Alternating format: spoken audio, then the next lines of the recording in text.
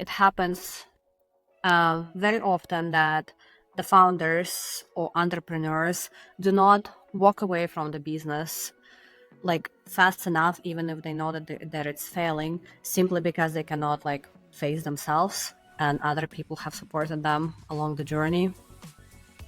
I think that is the case.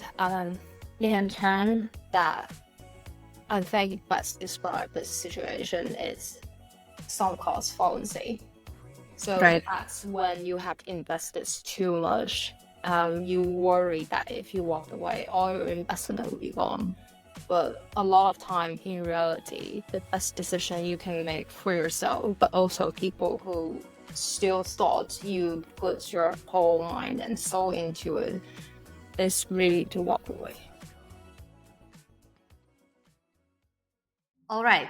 Today I have a special guest whom I've met while I was on my first round of soul searching as a potential founder or a co founder who could join somebody else's journey. I'm going to let her introduce herself.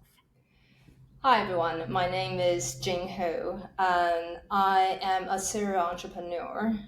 And like Olia just mentioned, that we met a few years back about one of the product startups. A little bit about myself: I have been starting a few business on the side. I have also helped a few founders launch their MVP and also help them grow their product to an extent that they be able to find a good product market fit and had a hockey stick growth. So that was a little bit about me.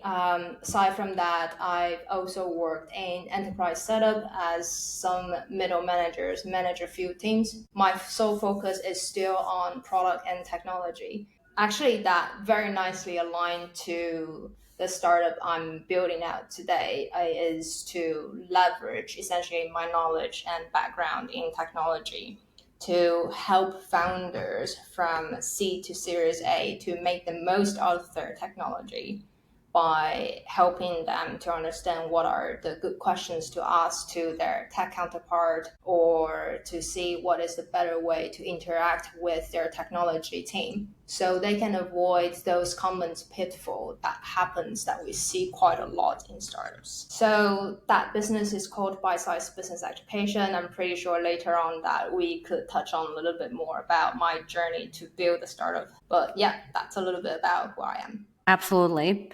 I think the first question that I would like to ask you is, as I know from our previous conversations, you've tried building multiple products. So I have a double-sided question. So what was the motivation behind building those products? And when did you know that it was a time to walk away from them? So you asked very big questions. I'll try to like give you some high level and you let me know which one you want to dive deeper. Sure. Um, so my motivation, I had a few fold really. One was that I know 9 to 5 job isn't really the lifestyle I'm looking for. Second is that because of my background, my background mixed between science and technology. It's always cross different subjects, and it's a lot easier for me to think outside of box, if that's the term you like to say. So innovation is another thing. The third thing is really to achieve life flexibility. A lot of people would like to say financial independence or financial Right. freedom. It's slightly different from the first one, but that's another type of motivation, I believe. So those three are the key ones that prompt me to starting different business and being entrepreneur over and over again. So that was really about what motivated me to start the business. Closing up a business is a huge topic. It's something that we can really dive into if we have the time. There are a lot of decisions involved when I decided to close down one of my business. I think really twofold. One is on the personal side that you need to overcome the personal burden of you essentially blaming yourself on the failure. And second is that you need to be able to overcome that emotion and then face all those people who ever supported you in getting the startup to that specific stage. So, if I understand it correctly, what you're saying is that it happens very often that the founders or entrepreneurs do not walk away from the business like fast enough, even if they know that it's failing, simply because they cannot like face themselves and other people have supported them along the journey. I think that is the case. In a term that I think best describe this situation, it's sunk cost fallacy. So Right. that's when you have invested too much. You worry that if you walked away, all your investment would be gone. But a lot of time in reality, the best decision you can make for yourself, but also people who still thought you put your whole mind and soul into it, is really to walk away. How can you, do you have any advice on how you can make that mental switch, basically from blaming yourself and regretting versus saying, okay, like I've learned, I'm going to learn something from it. This was never like the end game, something like this. Um, First off, I believe for me to give anyone advice that the person has to been there, done that. Right. If the person never had the problem before or never experienced like even building something and being that difficult challenge of whether I should close down something, then it's really hard to give advice because you wouldn't know what I'm talking about until you run into that situation. That's fair. But I not trying to be difficult, but I get what you so it's probably also depends on your character. Are you more emotional driven or are you more logical driven? If you're more emotional driven, then it's hard for me to give you advice because I'm more like thinking logically, going through a checklist or a process, pros and cons, comparing what's the best thing that I could do in terms of money, the time, other people's time, and then consider later on if I still could keep the resource for me to restart. Okay, that makes sense. Talk to me a little bit about the app that you were building in 2020. How did you get into the idea, and how did you get out of it? Um, so it was an interesting one. I started around early 2020.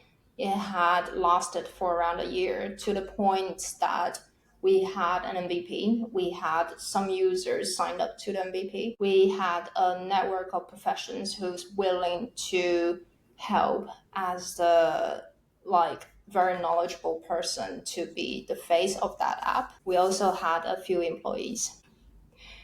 I know what I'm going to say sound quite selfish, but I'm trying to be super honest and open here. I guess that's the purpose of the podcast.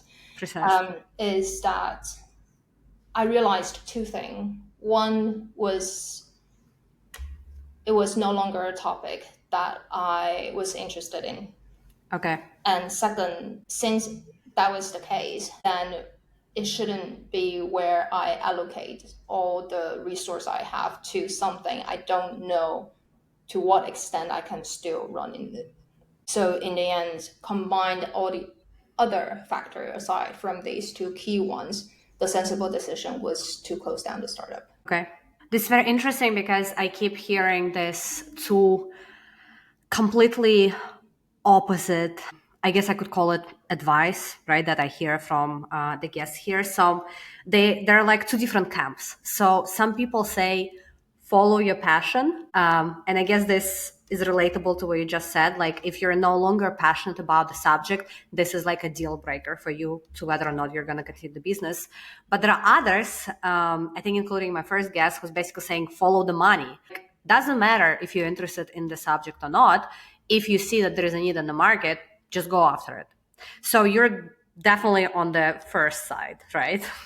Um, I wouldn't say that I'm the type who, if I can work on something I'm really interested without money, I would be able to sustain. I don't think I can do that. Because whether I have revenue comes in is one of the key metrics that I use to measure every of my startup.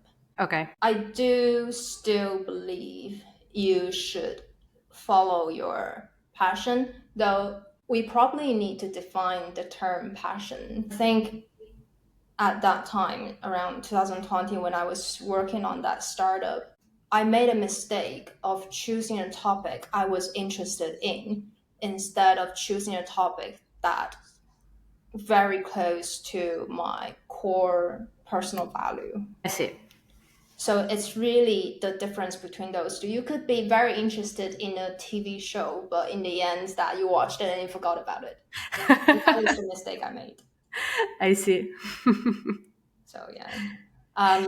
But this startup, what I'm working on right now, is I believe very different from the startup I built back then. This one I'm working on is really close to the skill sets that I have as well as the skill set my partner has. Also, I'm very personally passionate about this topic. One reason because myself is also an entrepreneur that I'm interested in seeing people successfully building out the product. Second is also the solution we provide is on a very strategic level that just match so well with how my brain works. So to me, I think this would be a lot better fit compared to the idea I had a few years ago. If anything that I can share with our audience is to simply draw a quadrant is things you like, things you don't like, things you're good at, things you're not good at. So consider only starting a startup when it comes to the intersection of things you like and things you're good at. That makes a lot of sense. I've definitely found myself in the station where I was good at certain things, but I hated doing them. So eventually it's like you burn out because it's like, okay, sure, it like brings you money, occupies your time, but at the same time, it's like no fulfillment. And at the end of the day, you're like, yep, I accomplished nothing. Yeah. Yeah, that's absolutely the case. I imagine everyone essentially can find things they're good at, but they aren't enjoy doing. So try avoid that. I have a follow up question on that because I think, once again, I've seen basically like two different camps of founders. So, some founders create businesses based on their own credentials, like they have background in certain areas. So, they're like, okay, let me go into it. And then there are others who create startups in the areas where they absolutely have no business to be in, so because they've never done that before. And the funny thing is, I've seen successful stories on both sides. So for me, it's like I have not seen a rule where I could say, oh, yeah, only founders who had a background, credentials, whatever, in that area succeeded. Do you have any take I think you pointed out something very interesting because I also couldn't find a rule if I think back to the founders I ever on? met, whoever I worked with or that I was a peer with. I think the founders that I saw have been successful were those that who passionate about getting customer feedback, not being afraid of hearing customers saying negative things about their solution. Instead, that they pivots depends on the feedback that they got. Right. Those are the founders that I see quite successful in their startup. If they are already an expert in that field, then that's great because they have the credential, like you said. Mm-hmm. If they weren't an expert, but they still wanted to start this business, I believe at least they're a user or there's someone who's really passionate about this idea. It would still work because I believe for finding someone with credential, you can like start by gathering your own network to get people with the knowledge, with the experience to support you. that would still be able to make you a successful founder. Right. Whoa, I completely forgot what I was going to ask. To be honest, I got stuck thinking about my own journey because I was like, yeah, no, I feel that. All right. This is the question that I wanted to ask. So, sorry, let me just make a quick pause so then I can. This is the first time I'll have to cut it. Jesus, and that's my fault. Um, what I've definitely seen around the block is that a lot of wannabes like myself that have a lot of ideas, so like the visionary versus the technical, we never take the leap of faith because we simply cannot deal with technology. So you would know better than I do that it's like super difficult to find a technical co-founder. And now, even with the abundance of no code and low code tools, I still feel like a lot of people never take that leap of faith. Do you have a take on that? As in, like, oh, you should do it if you can execute it with low code, no code, which is like an easy answer, right? But I want to dive deeper into that and be like, to what extent should you take that leap? I think there are more steps before you even considering building an app with low code or no code. Mm-hmm. The normal suggestions I give to non-tech founders is to start by doing your user research by building a landing page or a coming soon page of your product. Advertise that to your potential audience and see how many people signed up. The next step to do it is, once you saw that there are that many people signed up, you send out a payment form, see how many people to get to the steps that they enter their credit card and they submit the button. The worst case you can get is like hundreds of people submitted their credit card, but you can come back with an error message, just sorry, we're going to fix it soon. But at least you know what's the percentage of interest that you get within the pool of markets that you're looking at. Once you have that validation, it will first boost your personal interest, your personal confidence. The second, it will also give your potential investor a lot of confidence knowing that you're onto something. Okay. And only then you can consider building an app through no code, low code, or outsource, getting an agency, or find a co-founder. Okay. Do you think there is even like an early step in this process where you just kind of got to figure out if you can produce any interesting content in that area? So do you need to establish any like personal cloud per se on any of the social media platforms before you can even dive into creating some sort of a landing page? I really love this question, simply because this is so dear to me personally at what I'm trying to do at this stage. Mm-hmm. Always the obstacle that I have. I feel you too. I'm not from a marketing or sales background. I studied in chemistry in my master degree and my PhD. And then afterwards, I jumped right into technology. I believe this is so important to an extent that you can never overemphasize the key role that having already a group of potential audience plays in the successful of your startup. Because regardless you have it before you started to build an app or after, you will still need to recruit them. So the earlier you start to recruit them, the better. And it's not easy. It's not, I mean, I'm from marketing and sales background and I'm the shoemaker without the shoes. So I do it for everyone else, but I'm struggling to do it for myself because I think I just have this, perfectionism over judgment of myself, etc., where I'm like, nothing is ever good enough. Like I could rewrite the same social media post for myself like 10,000 times and I'm still not satisfied. And I would like, with a huge amount of like mental pain, would I post it? And then would be like, hiding to see how many comments and likes I'm going to get. Yeah, I think that's another thing that's very interesting because only yourself know what 100% looks like to yourself. You, someone with such an experience in marketing, has been CMO for a few startups, I believe. your 80% is already someone's 110%. Right. So just release it because no one knows. Again, it's easier to say than done. Yes, but I think that's what I'm basically. This is my new rule that I'm applying. I'm like, I'd rather do something, even if I don't like 100% believe in what I'm doing, rather than nothing, because at least then I'll get some results. But what you just said, I think is very interesting, and I would like to develop into the next question. So, your 100%. I think this is something that, at least in my experience, a lot of founders struggle with. They don't know if they're doing enough.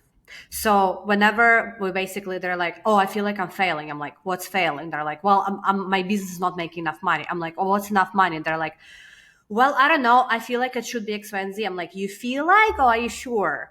And it's like the deeper you dig, the less information they have. Because I'm like, so how many hours do you think you should be working? Like, what's your output? And then people always struggle to come up with this, notion of themselves. How well I have the same problem. So, I have a full-time job. I have 2 kids, and I'm trying to do things on the side, and I feel like I'm not doing enough. And then a person next to me would be like, well, I'm a stay-at-home mom and I feel like I do enough. And I'm like, whoa, mind blown. Like, where is, like, how do we draw the line? Like, who are you comparing with? I feel like I always compare myself to all of those, big guys. I'm Yeah, like, I'm so far from Jeff Bezos. It's insane. yeah, probably just stop reading social media. I think, to me, that's also very, very difficult to me personally. So that's really what I did, just trying to reduce my social media time. Hmm. So the second thing I do is to set key metrics for myself. Right. Is this is the goal I want to achieve in 6 months. Things that I need to complete in order to achieve the goal. And so I just take one step at a time. Of course, I have my partner that we talk about things like this. We trying to get ourselves not working in the evening, in the weekend, so we still have the same mental health instead like the startup that I had experienced before. But having a key metrics is very important. Knowing that is the goal you set for yourself and not comparing to others. Though it's something else that's easier said than done. Absolutely. When you say like goals for yourself, is it more so, okay, I want to have X amount of revenue 6 months from now? Or is it more so, I would like to have something built? Like, is it more qualitative or quantitative metrics? So if I didn't understand you wrong, I would always suggest to have a measurable and concrete goal that can represent the next step of your product or your project. So having X person signed up to your waitlist or having X person signed up to your MVP is a lot better metric than completing your MVP, because the first one is really about if you get your MVP right in terms of does that really solve the key problems that your customer willing to pay your customer willing to put down their credit card number willing to pay for, versus that you measure it with whether you completed a product. But even measure it with that, in the end, you still will have no idea whether people are willing to pay for or willing to even try it. So, some sort of like validation based metric rather than output based metric. Yes. Okay. Yeah, that makes a lot of sense. I think, and that's again what a lot of people struggle with. I think it's mostly like the fear of it, right? When there's like a lot easier to be like, oh, by end of Q2, I'm just going to have the product. Because it's so much easier to say that than saying, well, by end of Q2, I'm going to have, I don't know, like first 10 customers or something like this. Yeah. Because it means that somebody actually needs to like your product. Yeah, exactly. It's hard,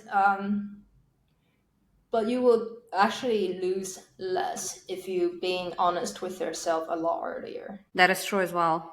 So you just mentioned, having the discussion with your partner and all that. How do you establish the boundaries when it comes to making sure you're not burning yourself out and things like that.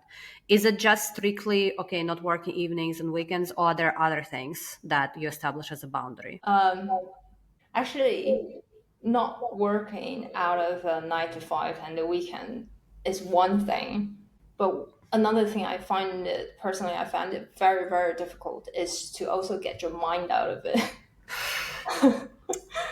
A Guilt lot is charged. of yeah, because a lot of time I found that even I'm not doing it, I'm not looking at the screen, but I've been thinking about it throughout the weekend. And on Monday, for some reason, even I'm working on my own business, I still feel that Monday blue and having the kind of panic attacks that I shouldn't have after a weekend rest. Again, it's more like a personality thing. There are people just used to doing a lot of self reflections. Hmm. A certain amount of self-reflection is definitely good for you to make a progress as an entrepreneur. And over those amount of self-reflection is essentially keep beating yourself up to an extent that you will force yourself to the corner that it's hard for you to get out. Right. I don't have a good tip in finding this balance yet. Right now, the fallback I always go to is to speak with my partner. He's also my best friend, so that's what I normally do. I'm sure you will rate it highly on any scale, but would you call it like something vital to have somebody in your corner, like a partner, a friend if you don't have a partner? Or is it still something that you feel like could be replaced by something else? Sorry, can you repeat the last sentence? Yeah, basically, do you feel like this like support system, a partner, a friend, or somebody else, is that like a must have, or is it something that you can substitute with other means? I don't know, though. This is something more philosophical than like anything that I can recommend to people to apply it to their life. Is probably we live in this world. What makes us feeling more real in this world is that we have enough anchor around it. And anchor, I mean like people who connect with you, people who share something with you. I think so. The support, I would say, would always fall back to having a human connection, regardless it's your partner or your friend or your peer, whoever in the same situation with you. um, I know that there are people, instead of going to their closest friends or their partners because they probably don't really aware, never experienced the situation they're in as an entrepreneur, they start a personal board or a peer group just to talk to each other because other entrepreneur will actually know better of your situation than someone who never been in that position. I think that makes a lot of sense. It's basically it's the same concept, but just I guess executed in different ways, right? So you either have somebody who like literally sits on your couch who can support you, or it's somebody on the internet. Yeah, I guess it's just different social network and how we do our stuff based on personal circumstances. Right. This is actually a new question that I'm asking my guests because I've recently gotten to this whole topic.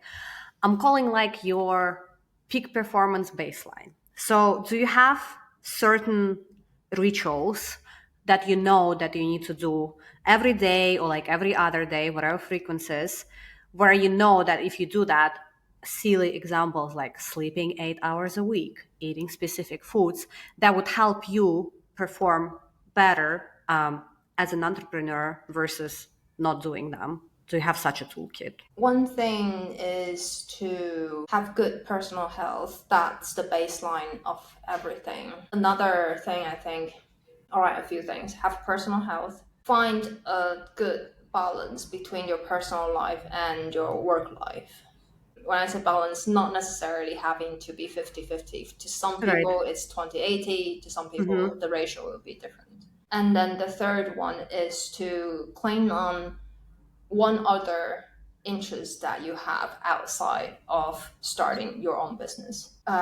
Could be interest could be something you really like to do, but could also be the family that you really like to spend time with. That could also be an interest. So I think those few things really would help you to stay on track and be able to run through this marathon of starting a business. That's very interesting about the balance, like the small detail that you just brought up about the balance, as in like for every single person the balance is different. I think what happens that I got this question once. It was not really a compliment, 'cause they were like, "Oh well, clearly you're a workaholic. So is it something that you're born with, or you're just following a trend?" And I was like, whoa, okay, you just blew my mind. And then I was like, I think it's something that I'm born with, because I actually like, I own it. I'm like, for me, it's okay to be more focused on work rather than anything else. But do you feel like a lot of people are following the trend when it comes to that, and they never truly own that whole balance? I think this is another. You're very good at asking difficult questions. I think to an extent, how we live our life and how we perceived whether doing something is right or wrong was basically shaped by environment around you.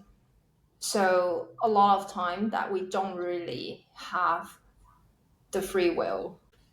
That's how you say it. So you would inevitably be influenced by the trend, as you said. I think it's really to you to decide with the whatever remaining free will you have, which one is more comfortable to you.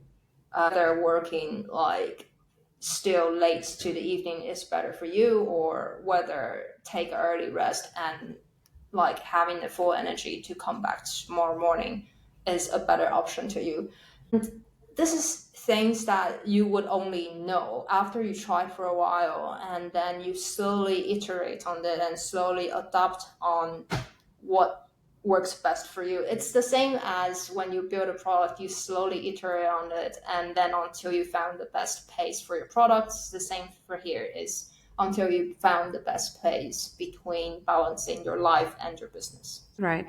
Is there a single quality, or maybe a set of qualities that you know by now would be sort of like a deal breaker for anybody who is trying to build a business? I'm probably naturally blunt. So I want to say not everyone can be an entrepreneur. Absolutely. Two things. One is more around personal circumstances, the environment around you. Another is more like looking inward to your personality. For the environment around you, I think people like me or you, that we're actually in a lucky position to have the time, have a little bit of spare cash to start a project or a startup that we're passionate about. A lot of people in this world doesn't have the luxury to do that. Even they Right. have something they want to do, they have to work 2 shifts or 3 shifts in order to provide for their family. So I'm quite happy that I can do this right now. I have the opportunity to speak with you.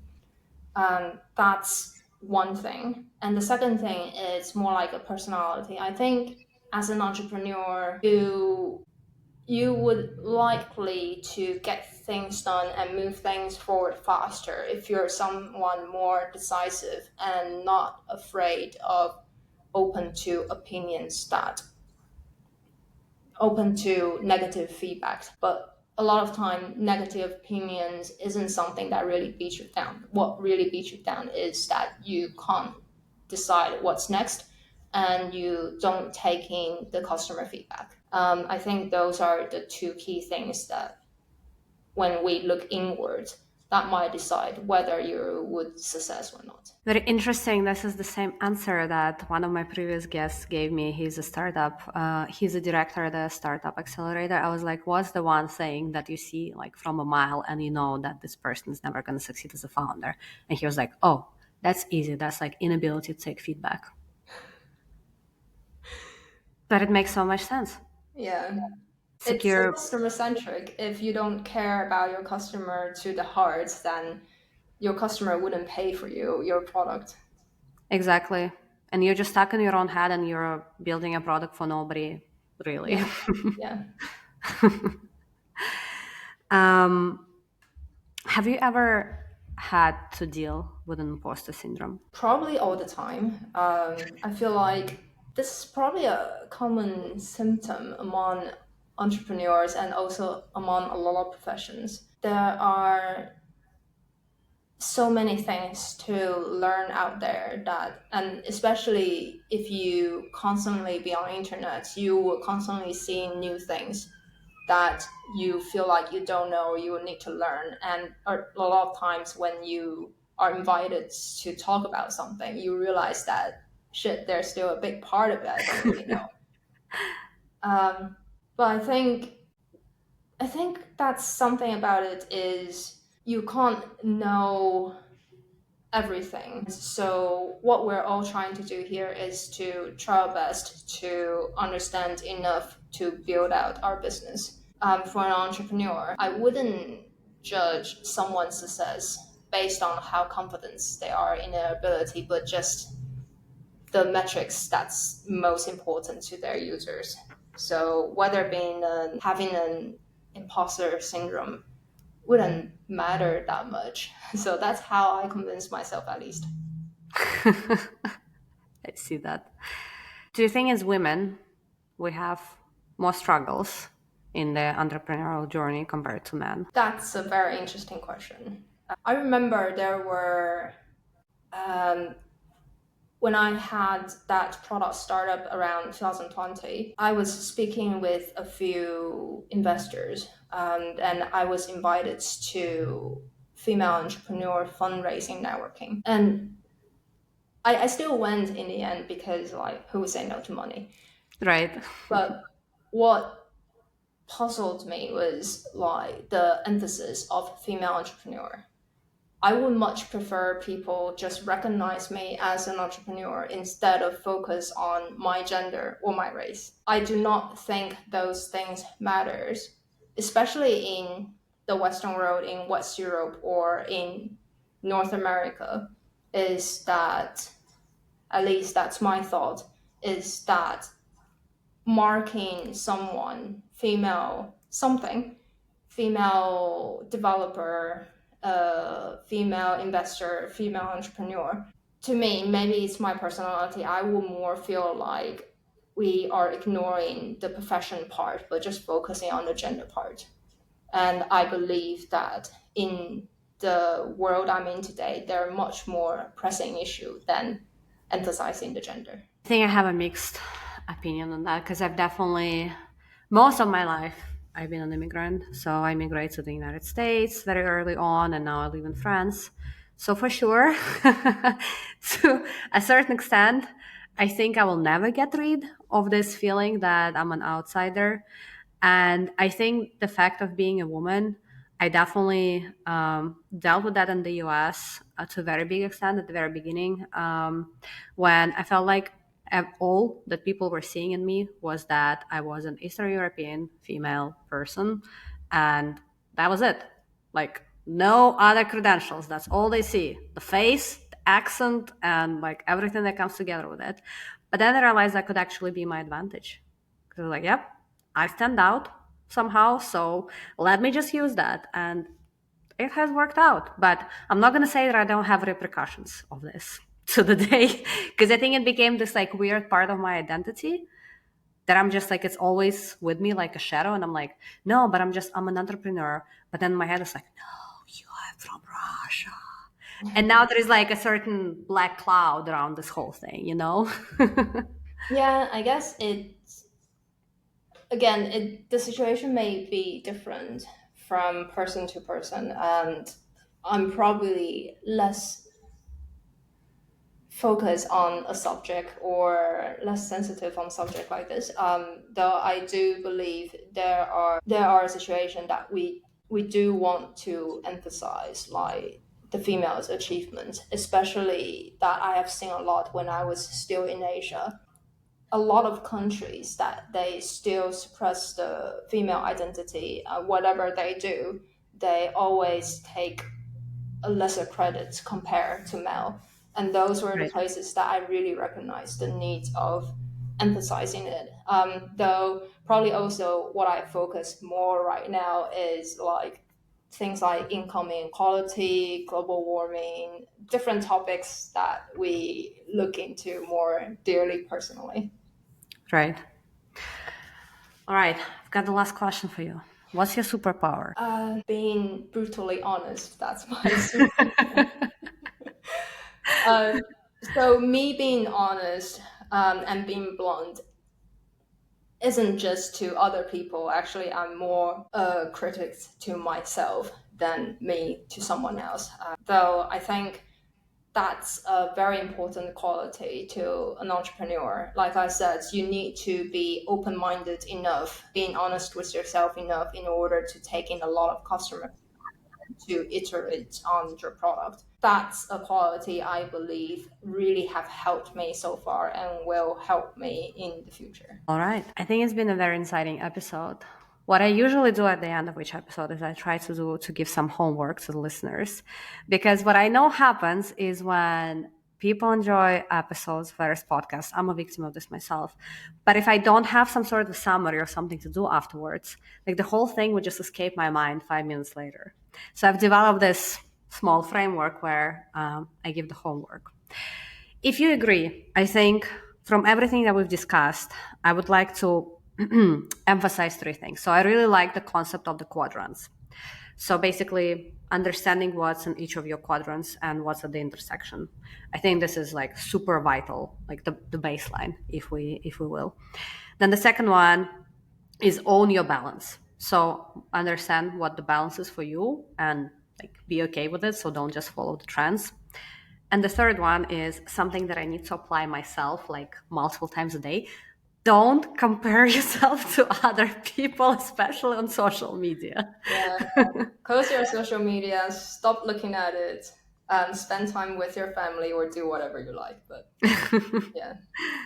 Do you have any other final blessings for the listeners? So knowing some of your audience might be starting their own business themselves, I will hope that they all be very successful in their business, be able to find good feedback and negative feedback from their customers, and be able to iterate their product from there. That's what I want to say.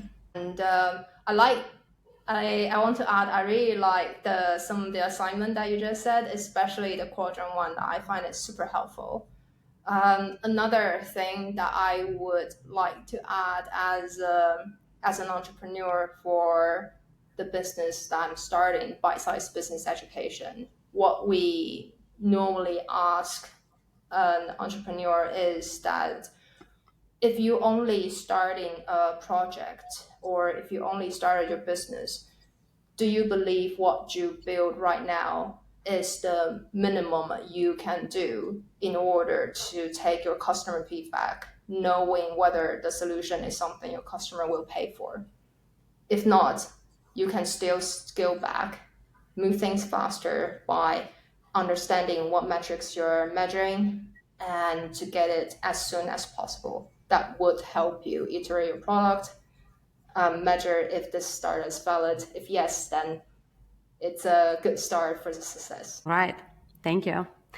Thank you for coming to the episode today, and hopefully see you another time in the next episode.